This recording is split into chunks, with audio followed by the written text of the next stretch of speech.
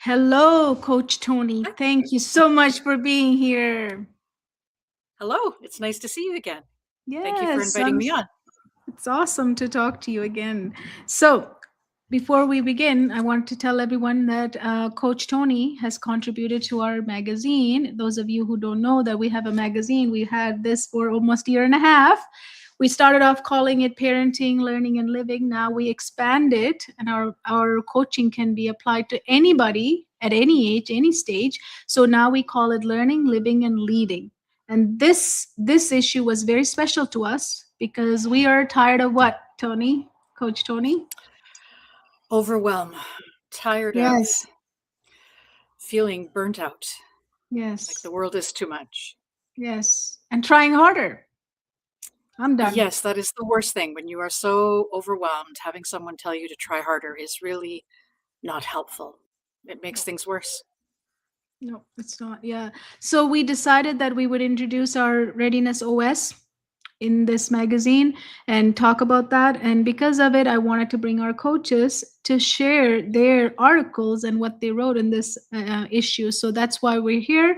And we've been doing this for the past 2 days. So it's going to continue until all the articles are covered. So those of you who've been watching me know that how important for us to be here and now because we're always busy, right? We're so busy, all of us, right, Toni? We're so busy. Absolutely. Life is just happening, right? 24/7 it's happening to us. So most of us what we do is we spend quite a bit of time in the past, right?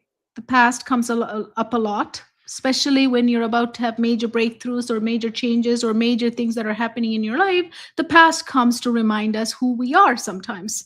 And we spend quite a bit of time in there and being dragged into thinking about things that we probably thought it was done with, right? So the past is good, only it's good for lessons. Besides that, it's not good for anything, right, Toni? Absolutely. And sometimes it tries to drag you right back, especially right before a breakthrough. Yes, exactly. So I want you to take the lessons from the past. If you're visiting that too many times in a day, in an hour, take the lessons from the past and you need to let it go because it's going to keep you there rest of your life if you keep visiting that. We have to all let it go, not just you, just me, Toni, everyone in the world has to let the past go, take the lessons with you so that you can move on. Now, another place that we spend quite a bit of time is also about thinking about our future, which is good, right? We should think about our future. It's exciting, right? It should be exciting to think about. But it's good if we're thinking about it with the new perspective and a new lens and a new outlook. It's good. But when we project the past and look at our future, most of us, what we do is we think about it with fear of the past, right? The lessons we took, but then the lessons become like that's going to happen. So we kind of predict our future through the past lens. And that's not a future we all want, right? What is it No. like if you're going to recreate your past into future? I don't think anybody wants that, but we unconsciously do that. All of us do, right? I do it too. So the thing is to catch ourselves doing that, right? And then say to ourselves that okay, future is there for me. It's almost a thing that we can be certain about. Future is coming, there's something going to happen to us in the future. The only thing I can think of is think of the good things that are coming my way, and then I have to release it, bless it, and release it, because there's no point of me creating it. I can't create it. I could just have to let it happen to me, but I can bless it and release it, and then I can come here and now. Now, here and now is the only place that you and I have, right, Toni? This is the Yeah, only place absolutely. you and I have. There is nowhere else we can be. This is the only certain place you can be right now. I'm with Toni. I'm with all of you on this live. This is the only place I can be right now. I can't be anywhere else. If I am, then you will lose me. I would not have the concentration to speak to you, all of you. So that's why being here and now is so important. Now, how do we bring ourselves here and now, Toni? How do you bring yourself here and now? What do you use? I like breathing. Love And it. another, I just to calm myself, I find it's calming. And another thing that I really like doing is a trick that gets at the vagus nerve. Mm, It works really well for me if I look over to my left as hard as I can with my mm. eyes and then wait until I yawn and then do the same thing on the other side. and wait until Mm-hmm. you yawn. Mm. And that's just a trick that connects my brain right down into my vagus nerve and calms my body.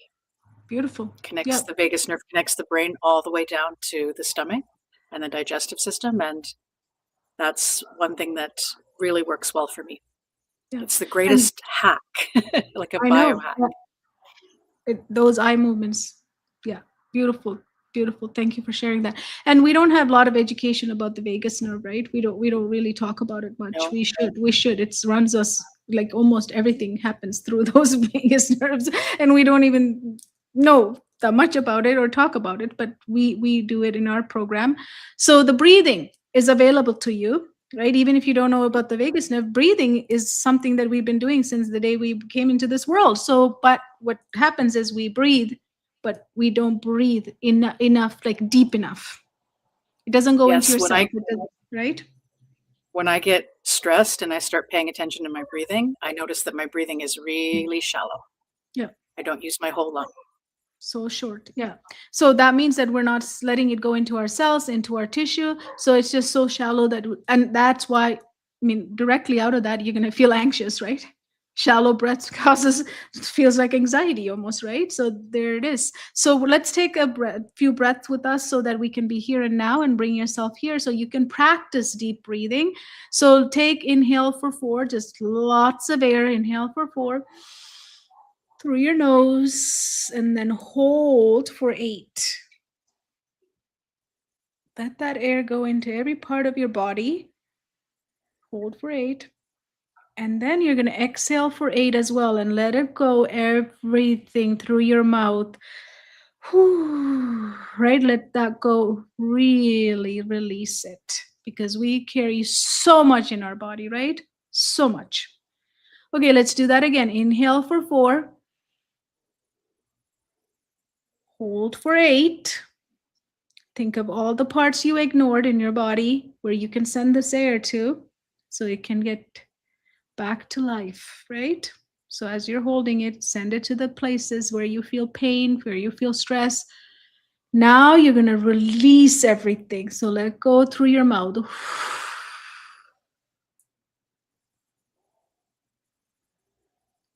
Now, one last time. Inhale for 4.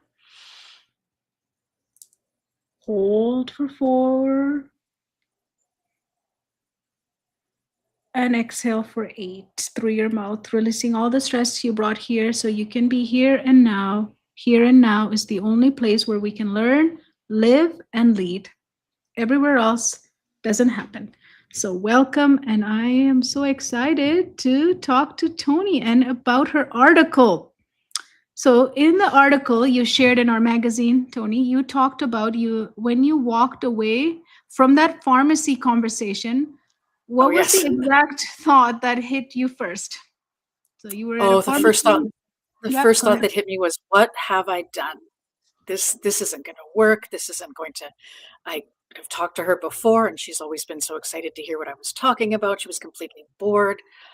I've made a terrible choice deciding to do this with my life. This isn't going to work. It's not going to connect with anybody. Just all of these doom feelings started showing up based on that one conversation. And it wasn't the first time that happened. There were a couple of times where I'd talked to people and it just, something I was so passionate about was just landing flat, Mhm. which I wasn't used to. I've talked about this same subject as a teacher to parents and to colleagues, and it always came out with that passion. But somehow, when I was talking about it as a coach and as a business owner, it wasn't coming through.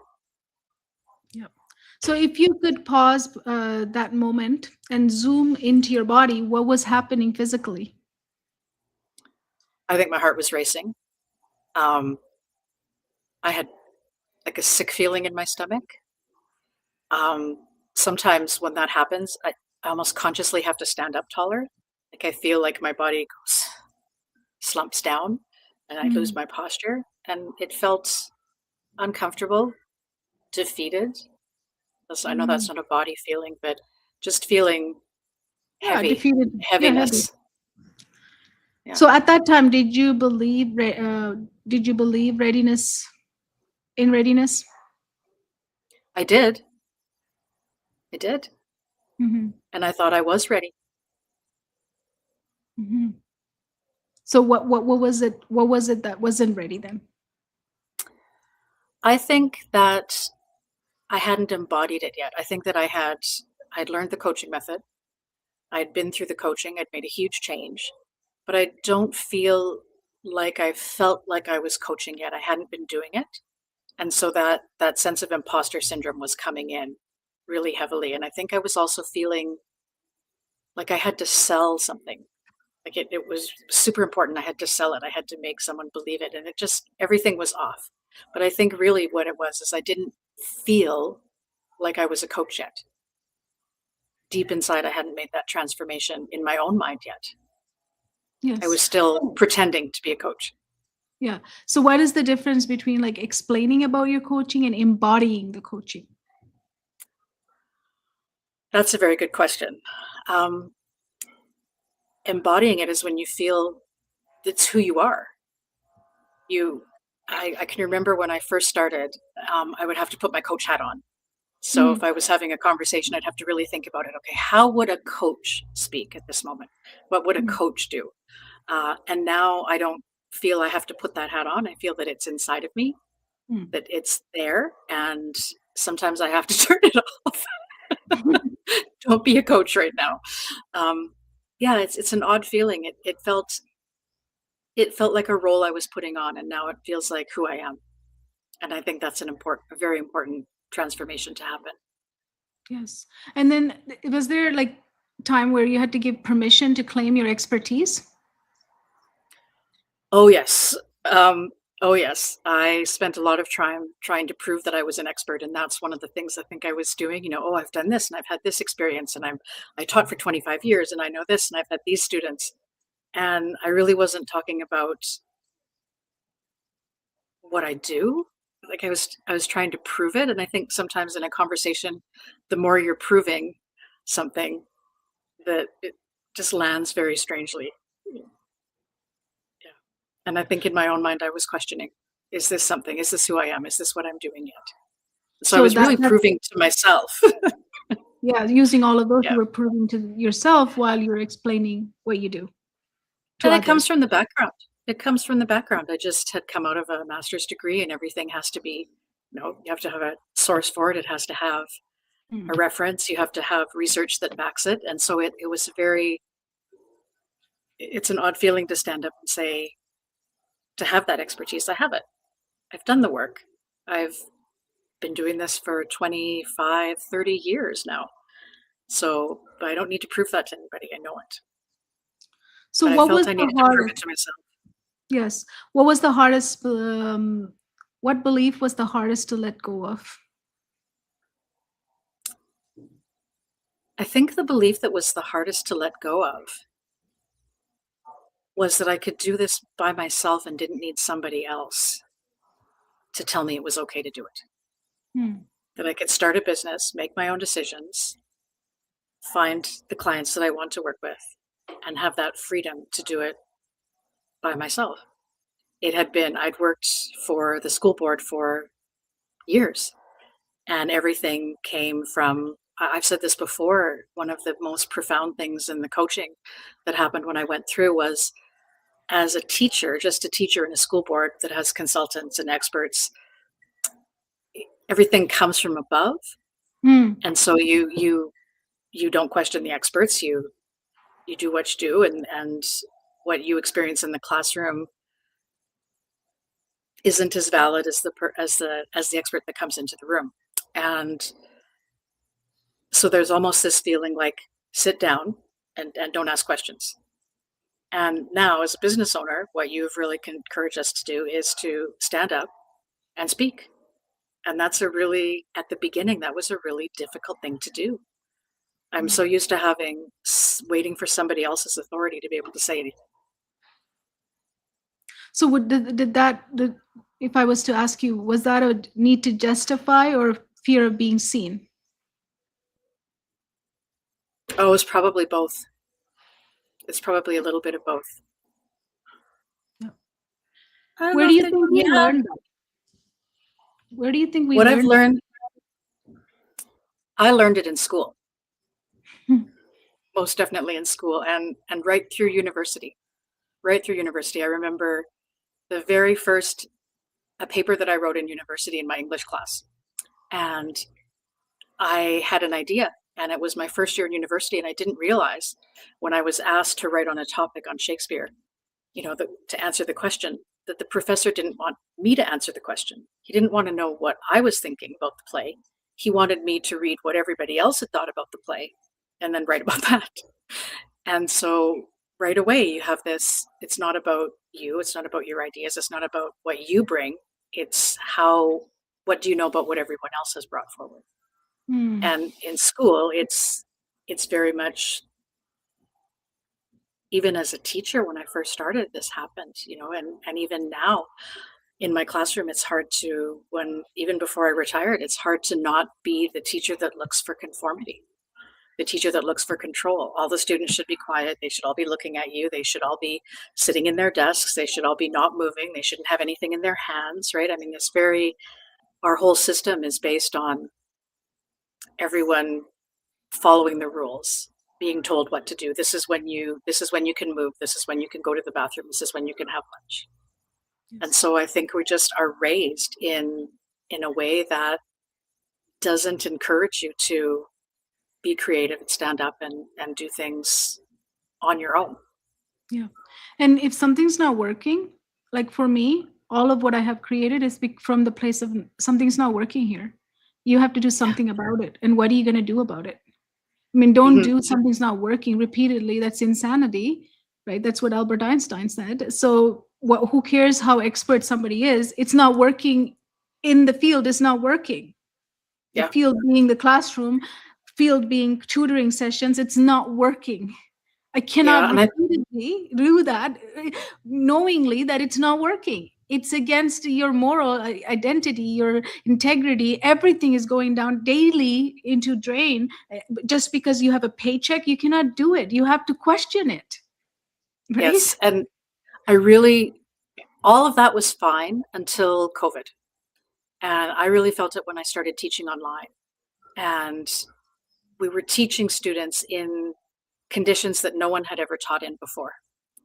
And it started to feel like the people that were there, the experts that were there to support us, didn't have the experience anymore to be able to support us effectively. And it's not their fault. Yeah, it's new but for everybody. Teachers, lots of conversations with my colleagues, we had to just sort of, okay, this is what you say, that's the past, and that's not working. So we're here right now with these students in front of us, and in order to make it work, we have to do it this way. And that's when I first really felt that things weren't working with the control and the top-down hierarchical systems that schools are. That's when a lot of us felt it used to feel like we had this big organization that was support. And it just started to feel like that big organization wasn't something that was holding us up anymore. It was something that we were dragging behind us. It was a very odd feeling. And I think it's just because things changed so quickly. Yes. It was tricky. And I think that's where some teachers got frustrated. They had all of this lived experience in their classroom that wasn't being honored because the system itself isn't set up that way. It's not set up for teachers to speak up in a lot of ways. Yeah. But it's time to speak up because it's not working. More and more it's not working. It's not working for anybody now, right? It's a sad situation. It's not working for many people. Yeah. So it was over the 25 years of my career, there would be years where I would have one or two students that really were not able to engage with learning for a variety of reasons. Some students who needed a lot of extra teacher support just to engage with learning, just to try. And teachers now are feeling that it's most of the class. Like I hear one teacher described it to me as doing a show up front, like she's juggling plates and there's a monkey beside her and circus music playing and she's doing everything she can to get students' attention. And the attention's not there. So we're experiencing this shutdown from a large number of the class. It's too much. When it's one or two students, those are conversations that you can have. But when it's the majority of your class, what do you do? You're doing everything you can to engage them and bring them in the best lessons, the most engaging resources. And they're not even showing up. They're not even opening their minds and being willing to engage with you. And in some cases, they're spending a lot of effort not to engage with you. It's a really different environment. Yes. So, you know, where do you see the same proving pattern in parents and students that you worked with, you coach? The proving pattern. Like, I have to prove, I The have to. proving pattern? Yeah. Oh, okay, that's a good question. Let me think. Well, with students, when I was thinking about myself and not feeling like I was a coach, I thought about some students that I've had who will refuse certain subjects. It seems to come up a lot in mathematics class, and it comes up quite a bit with writing. And in mathematics, students get a lot of reinforcement. It's okay. People will say, well, I'm terrible at math. Mhm. So they almost get an excuse. And Mhm. that's the class where I would find students would, even early in my career, that was the class where students would shut down. And I think about those students, and they needed permission to be mathematicians. And they wouldn't try because they felt like they weren't. I'm just not a math person. I can't do this. And it would keep them from doing it. And I think that once they started doing it, it's the fear. You don't do it. You stay away from it because you're afraid of it. And then you have the imposter syndrome. I'm not a math person. And then you avoid doing math in class. And so if I could get those students calm enough, like, forget about the past, as you said, forget about the future, the test that's coming. Let's just be here right now. And let's do what you can do. Don't worry about past or future, just right here. Let's do it. And eventually, once they started doing, they would start to succeed. And once they started succeeding, they would start to see themselves as, maybe I am a person that can do math.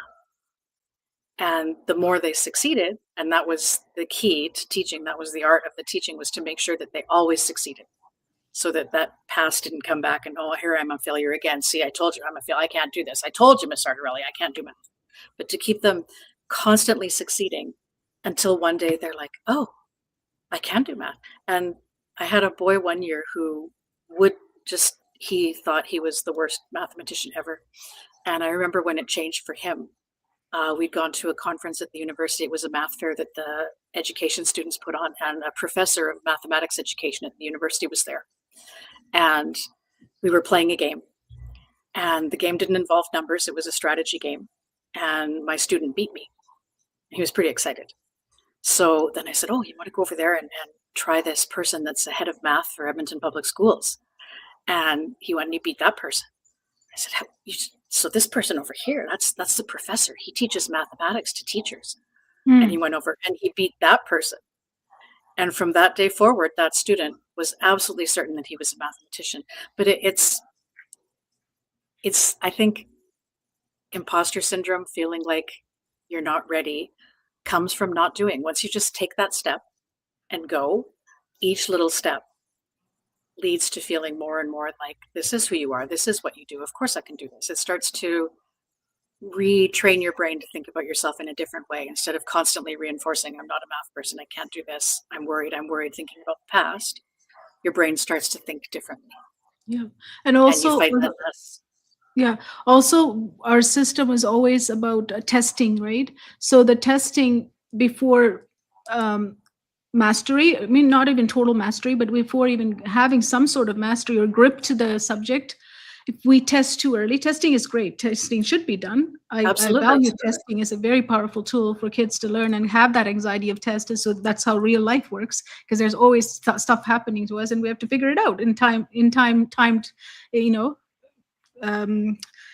that's how life is, right? I have to pay a bill. Mhm. There's a time to it. I have to do it. I'm at work. I have to, there's a time. I have to get my job done, right? So that's good. Yep. But doing it when they're not ready puts what you just said.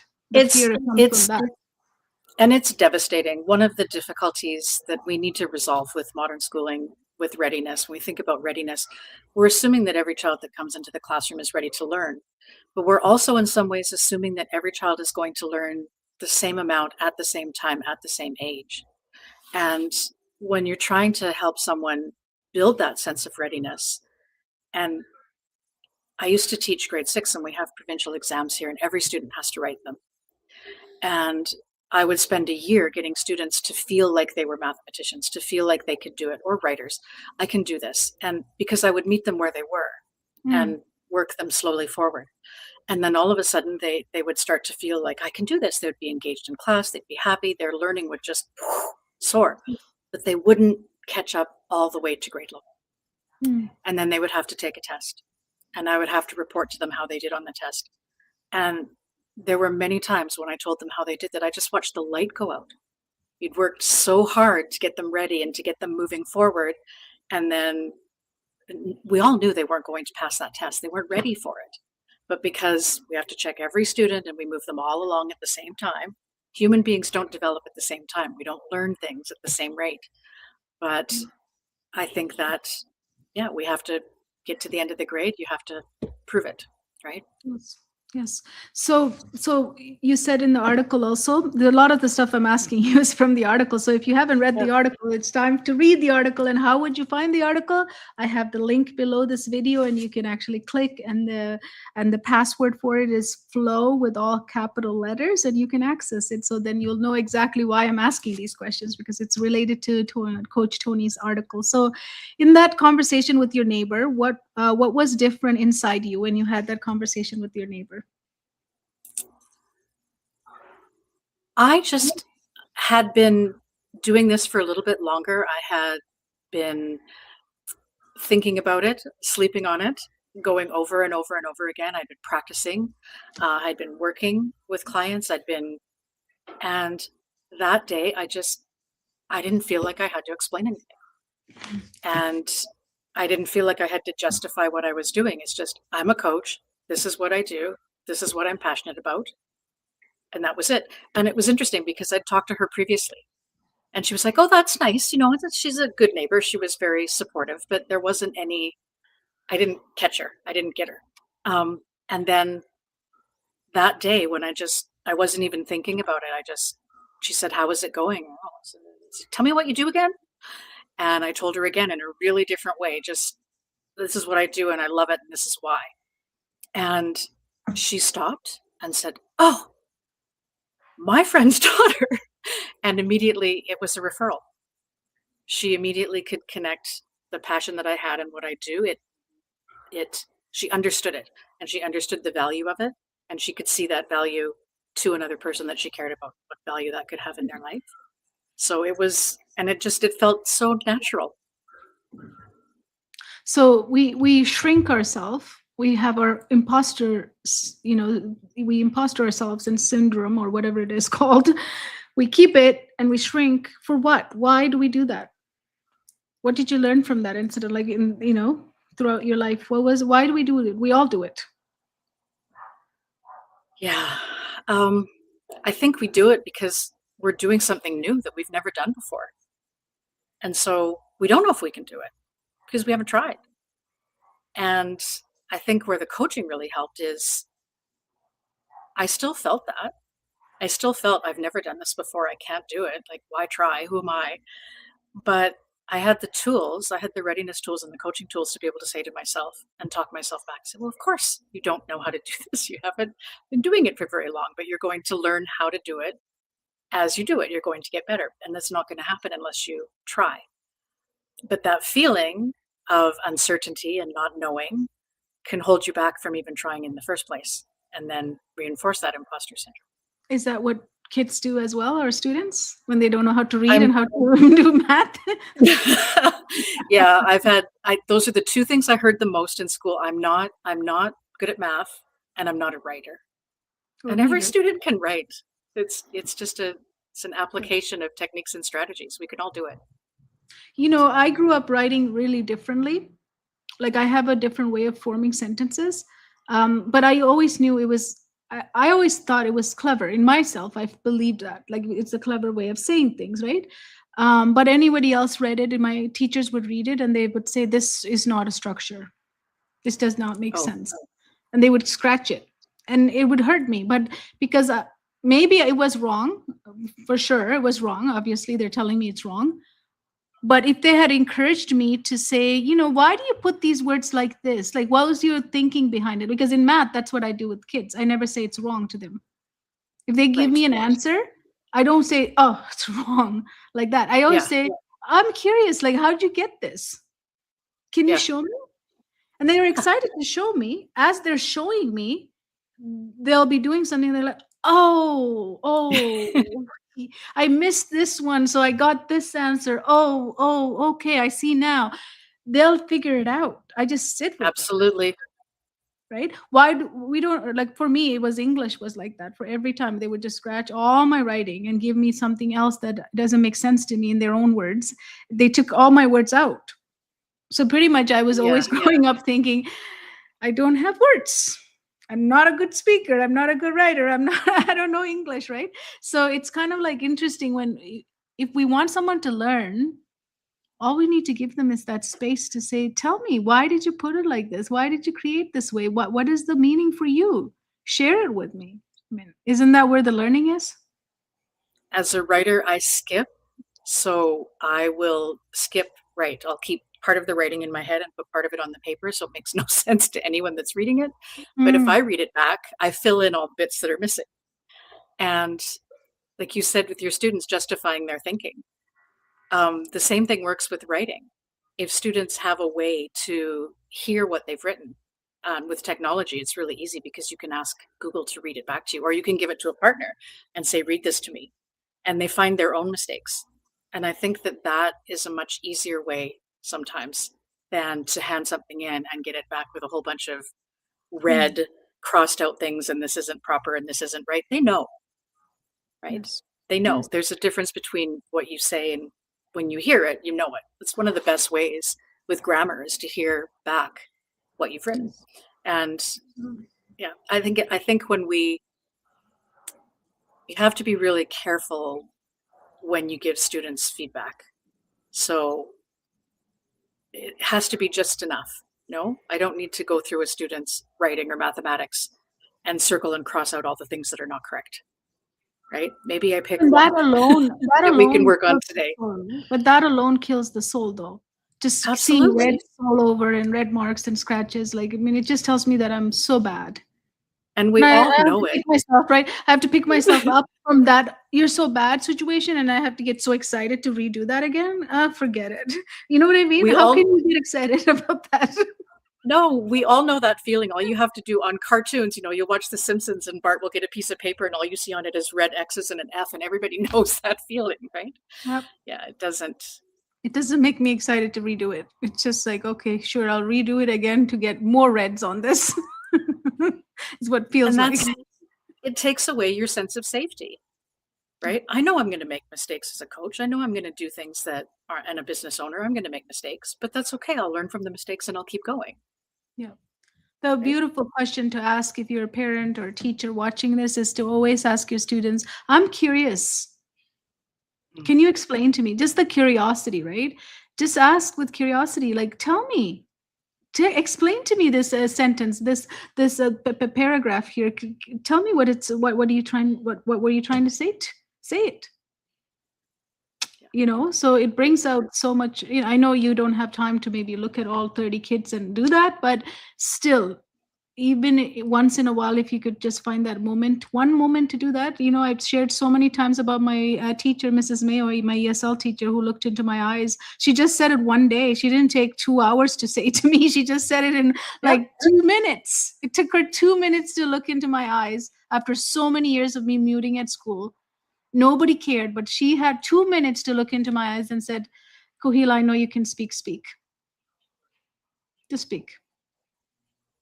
Yeah. So sometimes we use I don't have time to do that, but she didn't take a lot of time for me. The 2 minutes was enough to open my mouth. And with students and with your children, sometimes your belief that they can do it. Yeah. They borrow that for a little bit until they can believe that they can do it. You telling them that you believe they can do it. and not letting go of that, not ever letting them believe that you don't think they can do it, and Yes. holding that, they borrow that and they ride on it until they start to believe it themselves. Yes. Yeah, I didn't. I mean, if I knew she believed in me, that's why I spoke. I started speaking at school because I knew and I also believe that since she believes in me, I can't let her down again. I need to speak. Yes. I gotta like at least try, like not perfect it, but at least try for her because she believed in me. So You if you had a ask connection with her. yeah. And if you ask a lot of our students, when they say like, if you interview them or ask them for, tell me how you were before now, how are you? They would say, the way that you held me when I didn't know things, like he gave me space to think and gave me space and made me feel safe. I really want to do well for it, like do well in the subject. I felt like I need to do it for you. But we never say that with our words, like you better do it otherwise, right? We're not threatening them to do it. It comes from their heart.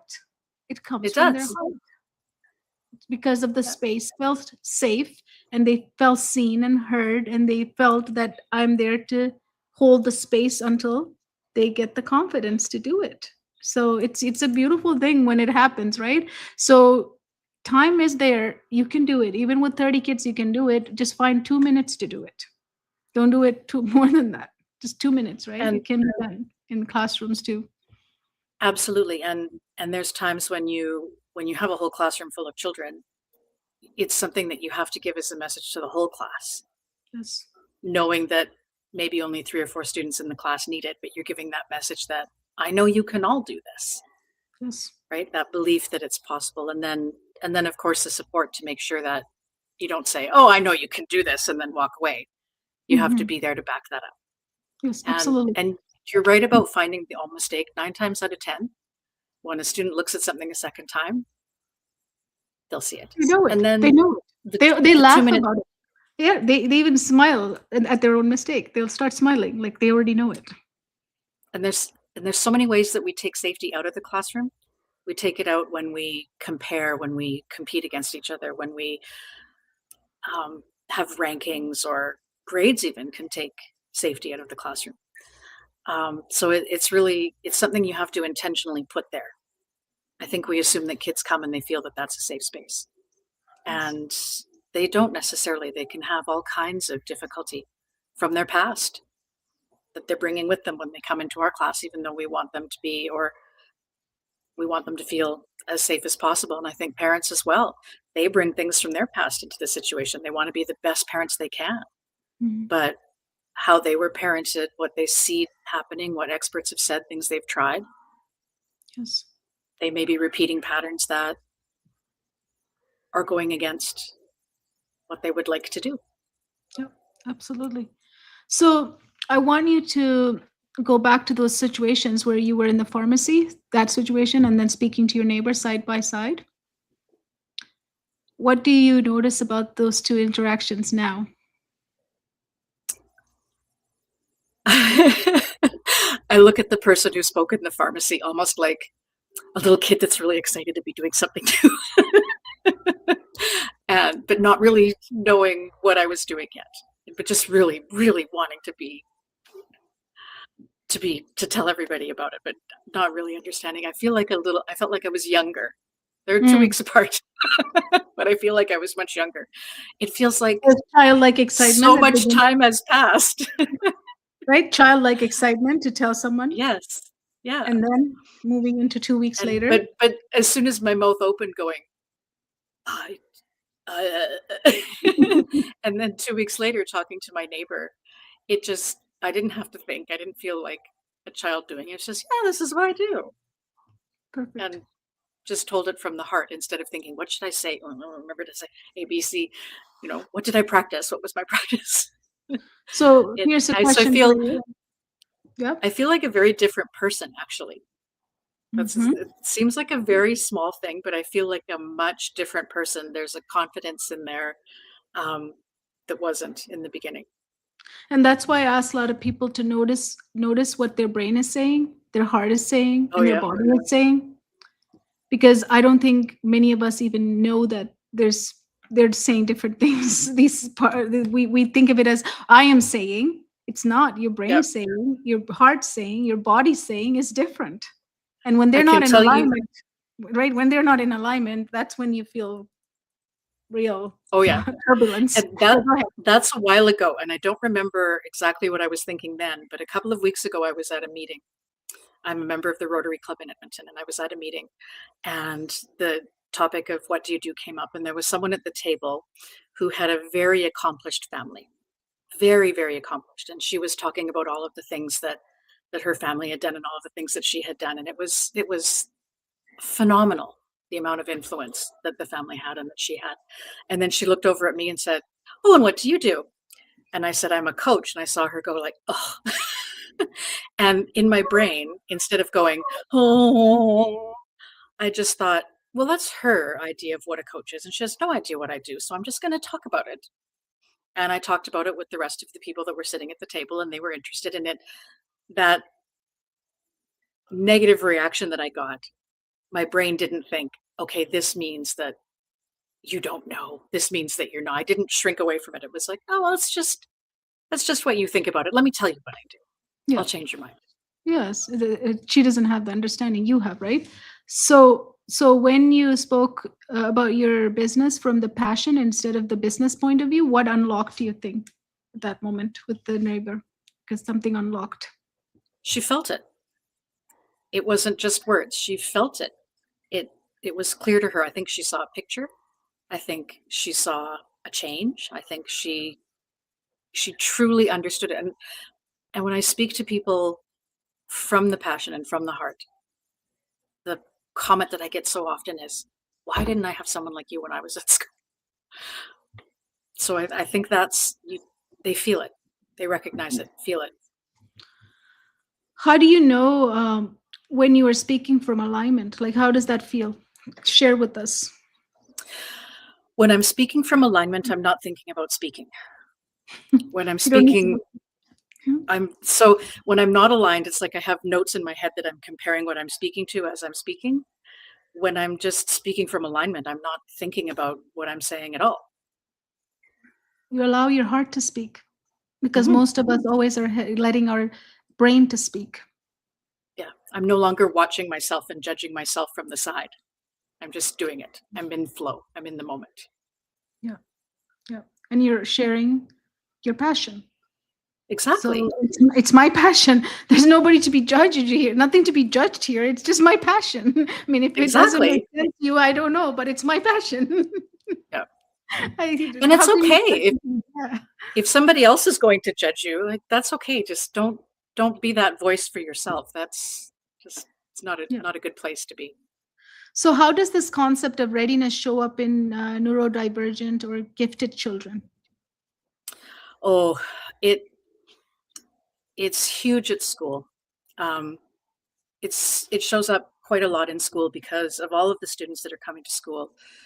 Neurodivergent students are the ones that are really in a mismatched environment, and so they have to be more ready. Um, the the learning environment, the learning conditions, everything down to the fluorescent lights, it's not set up ideally optimally for the way that their brain functions. Their brains are just biologically different. It's all coming through now under a lens of all of the neurodivergence is starting to be seen as coming under an umbrella of having a brain that's just, they call it hyperplasticity. And I like to think of it as being a brain that's extremely sensitive, Mhm. more sensitive to the environment. And so to be ready, they can't, it's hard for them to be calm in the classroom because there's so much stimulation going on. And there's other things that happen. It can be the stimulation, it can be the idea of perfectionism that comes through with students who are gifted or being bored or all kinds of things. And they struggle to perform in that environment, ideally. And some of them struggle and fall below grade.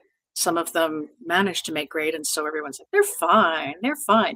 But inside, they're putting forth so much energy just to sit in the chair, just to be in the room is taking an incredible amount of energy. And sometimes they don't have enough energy left for the task that you're asking them to do. So they really struggle and need, and then that struggle can become the voice in their head that judges, right? Um, I had a boy that had ADHD, and he had been told, sit down over there, stop doing this, sit still, stop that. Do you need a minute?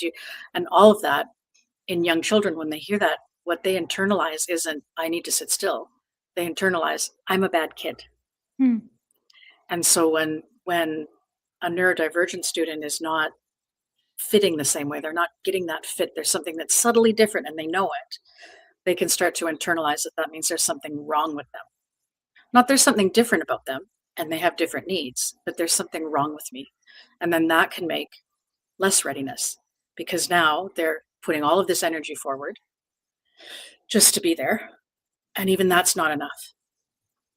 So those are the students that really, they need adaptations at school.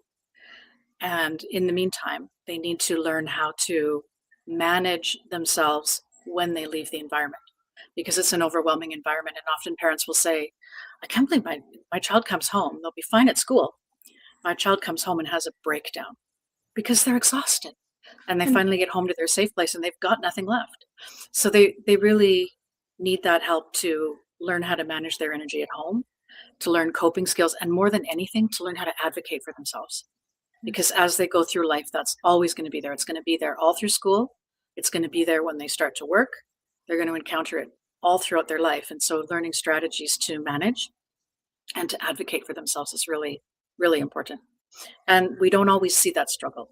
That struggle's often silent. Yes. Everything looks fine. So what happens when a child is pushed to perform without readiness? A whole lot of anxiety, a lot of failure. And I think, as I said, it becomes the story that you tell about yourself.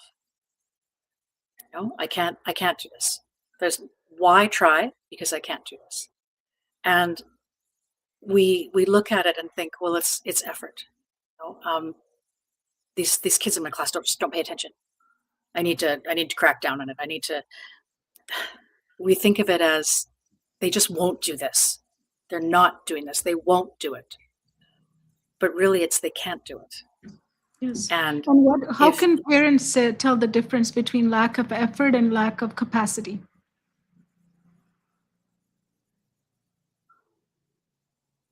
I would always assume lack of capacity before I would even think about lack of effort.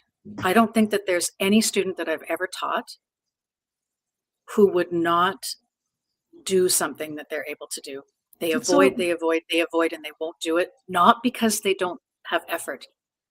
They avoid because they don't have the capacity to do it. I love that. I love that you said that. Yeah.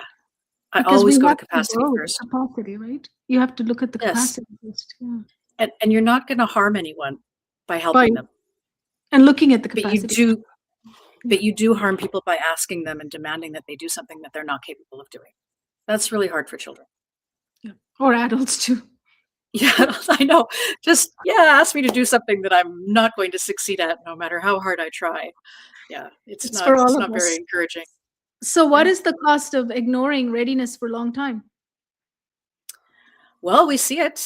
We see it right now. We see that students are struggling. We hear high school students saying that their kids are coming to them, they can't read, they can't write, they don't know their math facts. I think the cost of assuming readiness is a lot of people stuck in freeze, I can't do it, or flight, running away, fighting with their teacher, avoiding school. We're seeing a huge amount of students that all over the world that are so anxious that they can't go to school, like physically, mentally incapable of going to school. Not, I don't want to go to school today, but I can't go to school today.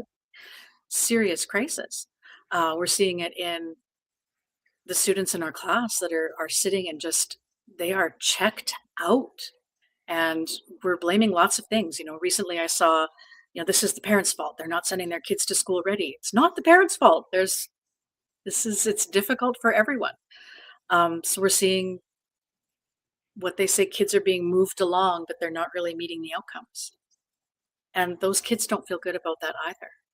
Mm-hmm. But we're definitely seeing it in the levels of anxiety in students, the levels of anxiety in society in general. Yes. I think there's a great sense of overwhelm because we we just keep pushing, and we think if it's not working, just push a little harder. But the car's out of gas. We can all get out and we can push it really hard, or we can maybe just put some gas in the tank and then hit the acceleration pedal. Right? Mhm. Yeah.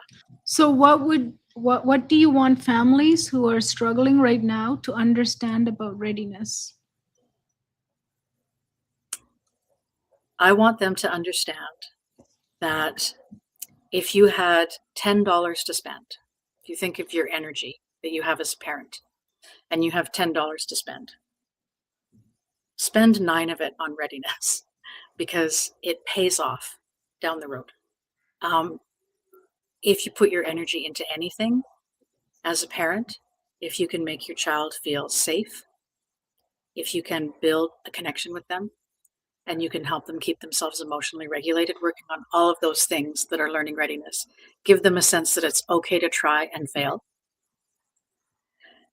If you can build that, that pays off more than anything.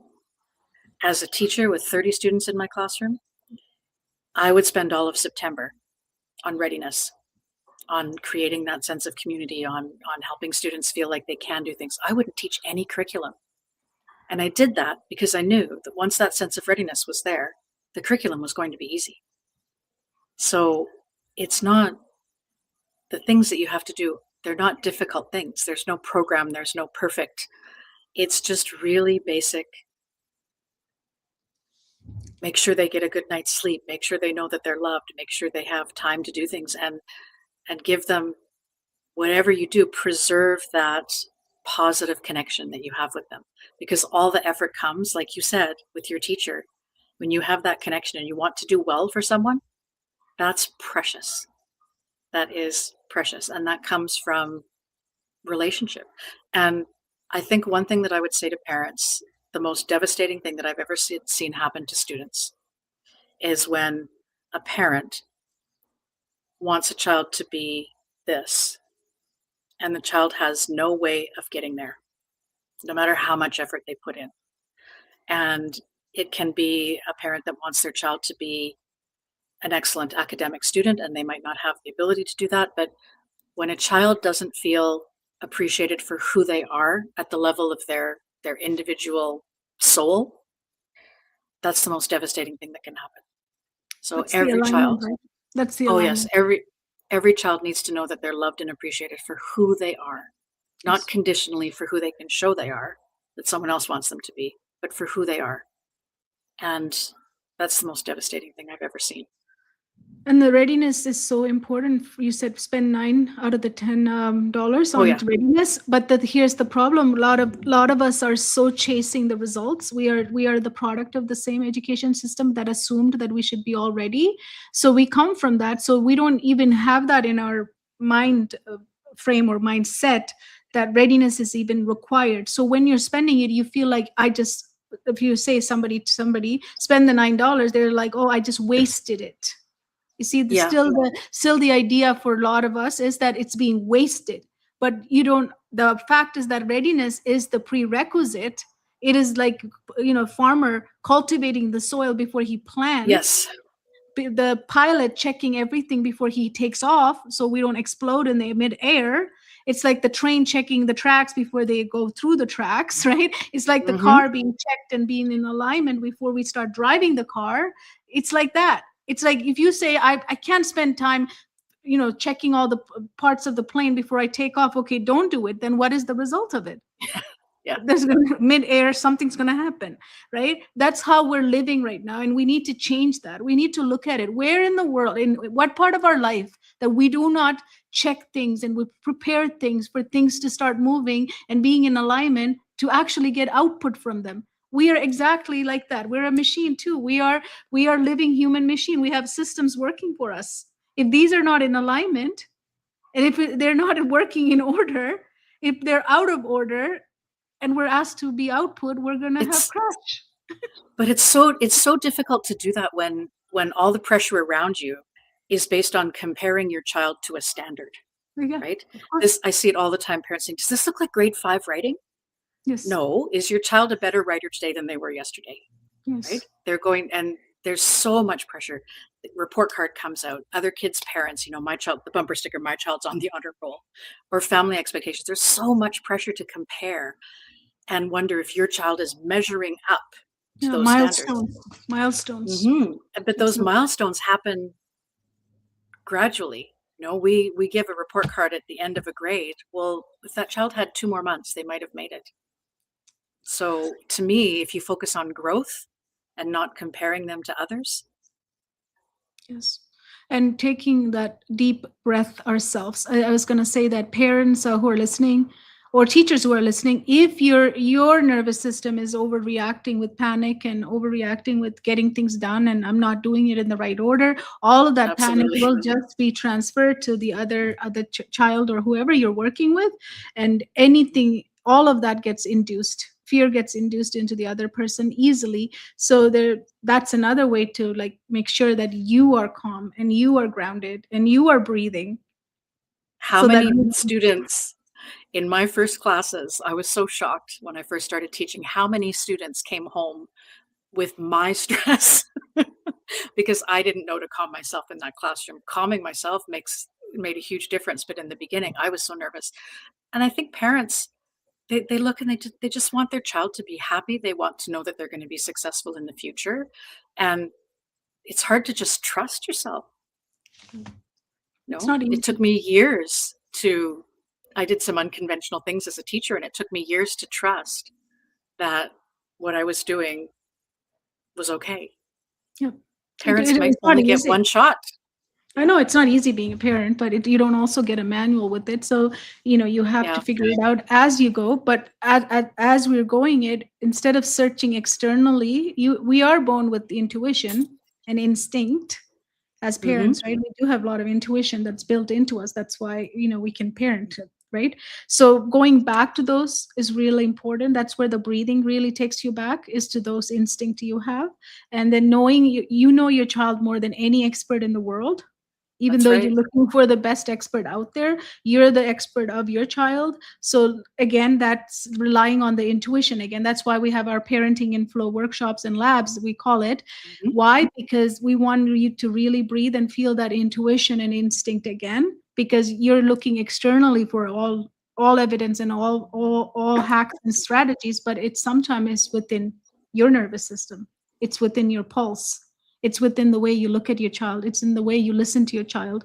So it's really important to go back, come home to yourself as a parent, right? And experts and all the people who are out there, influencers and everyone, they will say, try this. This is the magic thing that's going to work. It works for everybody. No, it doesn't, right? That's the way we're told in this world. But you have to go back to yourself. So coming home to yourself is a big part of who we It are. is.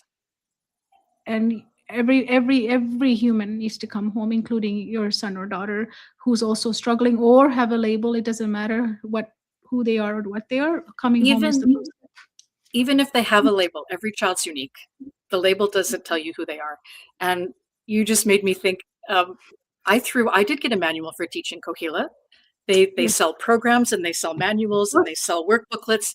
And when my intuition told me that that wasn't working, I threw them all out. But it takes courage to do that. It takes courage to trust your own intuition. So this doesn't feel right for my child or my classroom. So I'm going to do this. That's a difficult thing to do when you have this weight of experts, right? That are leaning on you. And I'm always, when someone says this works for everybody, I'm like, wait a minute, I almost got because fired everyone's for, different. sometimes when you follow intuition you can get fired. So when I was a teacher assistant, they gave me this big manual for teaching math, and at that point I was a math expert. I had cracked the codes of math. I love math. I use math as my therapy to even survive. So I'm sitting there, the child knows like more than that book could ever teach. And then the teacher comes to me and she was looking through the work and she couldn't find exactly the worksheets that I should have done during that time. She saw like different things we did, like we did coloring, we did stickers, we did counting with different things. And the child did not know even number sense and timetable. She could sing the timetable. Now she was so proud to show, but that wasn't acceptable, except whatever the worksheets from that thick book wasn't done was the only thing they were asking me. So I Wow. said to them, one day you will be using my book in this classroom. That's what I said. Because you have to figure out what's working, right? For that child, it worked not to use the book.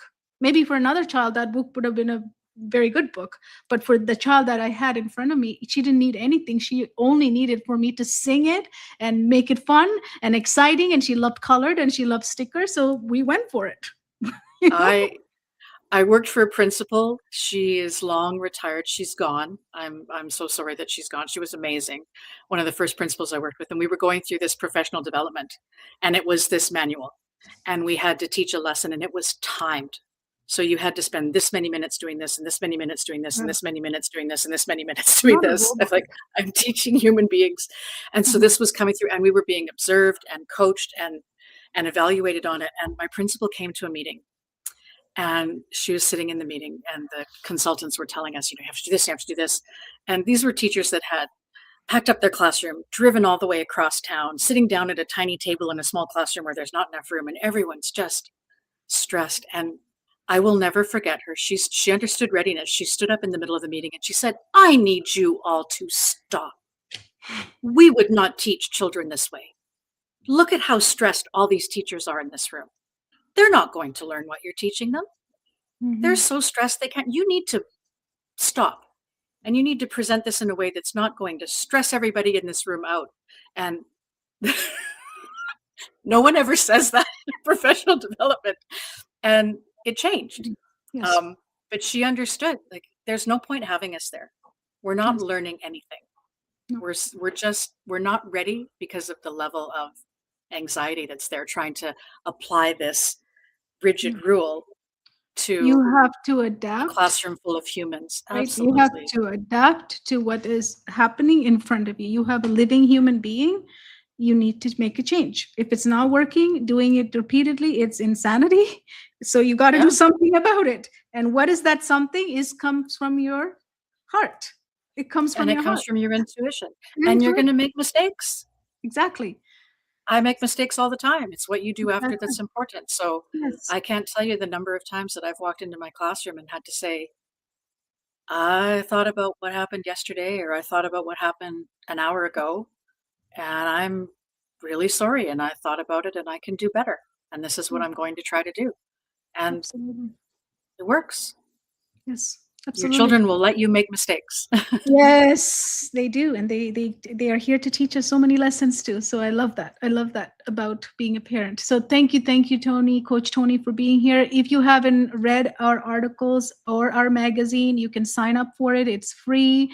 The word is flow. Just put in the capital, all capital, flow into the link I have here, and you can read Coach Toni's article and rest of the articles. And we have our events in there. And if you are a parent looking for how to come home to yourself, not for strategies, but how to come home to yourself, we do host live events for parents and also online every Wednesday as well. So check out all of those. We have lots of resources that are available to you, and we offer even free coaching as paid forward. So there's so much resources from us and our coaches. So do connect with us and see what we're doing, because we are ending the try harder era, and we are bringing in the readiness, because without readiness nothing happens. Nothing That's right. happens. I have one more thing I want you to finish, Coach Toni. Is this last sentence is, when readiness is present, what happens? When readiness is present. Everything seems easy. Yeah. It's flow. It's flow. It's beautiful. Yes, we want you to experience it. That's what we want. We want you come on Wednesday to experience with us online. Thank you so much for coming and having this conversation with me and contributing the article to the magazine as well. Thank you.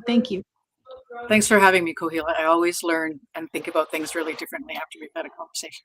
Awesome. Thank you so much. Thank you everyone for watching.